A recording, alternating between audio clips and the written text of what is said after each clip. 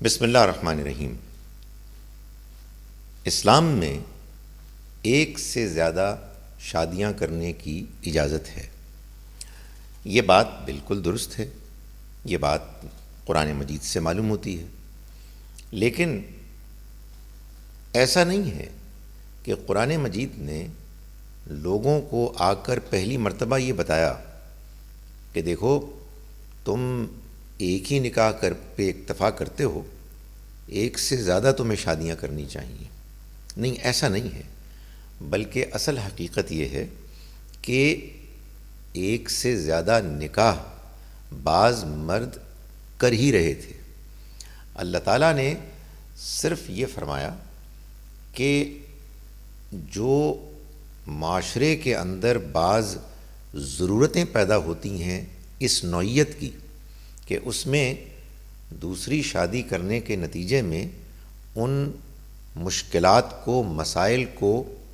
دور کیا جا سکتا ہے، حل کیا جا سکتا ہے، تو پھر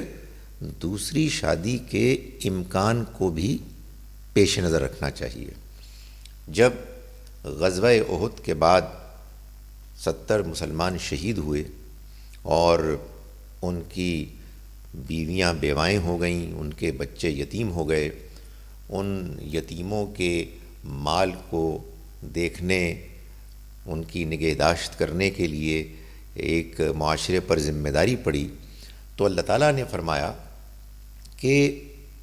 اس کا ایک حل یہ بھی ہو سکتا ہے کہ اگر تم انصاف نہیں کر پاؤ گے ان یتیموں کے مال کی حفاظت کے معاملے میں، تو پھر وَإِنْ خِفْتُمْ أَلَّا تُقْسِطُوا فِي الْيَتَامَىٰ فَانكِحُوا مَا طَابَ لَكُم مِّنَ النِّسَاءِ مَثْنَىٰ وَثُلَاثَ وَرُبَاعَ۔ اگر تم یہ خدشہ اندیشہ رکھتے ہو کہ تم انصاف نہیں کر سکو گے یتیموں کے معاملے میں، یعنی ان کے مال کی نگہداشت کے معاملے میں، تو پھر جو تمہارے لیے مناسب ہیں خواتین میں ان سے تم نکاح کر لو، 2 3 یا 4 یعنی یہ پابندی لگا دی کہ 4 سے زیادہ ایک وقت میں نکاح نہیں ہو سکتے۔ ایک اور پابندی عائد کر دی کہ یہ نکاح اگر ہوں گے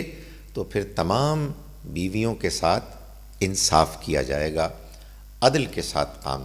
کام لیا جائے گا۔ یہ ایک سے زیادہ نکاح کرنا شریعت کا کوئی ایسا تقاضا نہیں ہے کہ جو مطلوب ہے، بلکہ آپ یوں سمجھیے کہ اگر کہیں ایک سے زیادہ شادی کرنے کی ضرورت پیش آ جائے تو شریعت میں اس کی اجازت دی گئی ہے چند شرائط کے ساتھ۔ وہ شرائط تعداد کی ایک کیپ ہے، 4 سے زیادہ نہیں ہو سکتی، انصاف کیا جائے گا، دوسرے تیسرے نکاح پر بھی مہر دیا جائے گا، اس کا باقاعدہ اعلان ہوگا، وہ بیویاں بھی جیسے کہ کوئی بیوی جائز شرعی ہوتی ہے اس طرح سے پہچانی جائے گی۔ یہ اللہ کے دین میں بتایا گیا ہے۔ رہی یہ بات کہ کیا یہ مطلوب اور پسندیدہ ہے، نہیں، ایسا نہیں ہے۔ اگر ایسا ہوتا تو پھر اللہ تعالیٰ کو ہر مرد کے مقابلے میں 4 نہیں تو کم سے کم 2 خواتین تو پیدا کرنی چاہیے تھیں۔ خواتین کی تعداد مردوں کے مقابلے میں کہیں زیادہ ہونی چاہیے تھی۔ عام طور پر جو سٹیٹسٹکس ہوتے ہیں آبادیوں کے ڈیموگرافک، اس میں تو ایسی بات کوئی سامنے نہیں آتی۔